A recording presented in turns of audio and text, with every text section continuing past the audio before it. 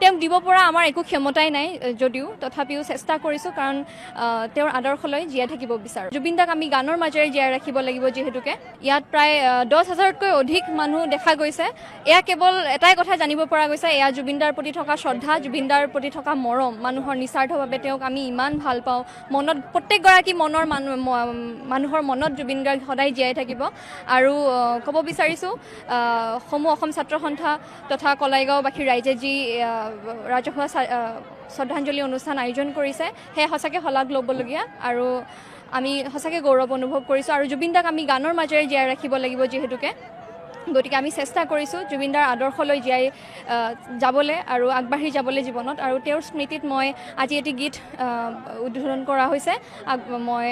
গীতটিৰ নাম হৈছে স্তব্ধ আজি এই পৃথিৱী মোৰ ইউটিউব চেনেলত গীতটি দিয়া হৈছে আৰু তেওঁক দিব পৰা আমাৰ একো ক্ষমতাই নাই যদিও তথাপিও চেষ্টা কৰিছোঁ কাৰণ তেওঁৰ আদৰ্শলৈ জীয়াই থাকিব বিচাৰোঁ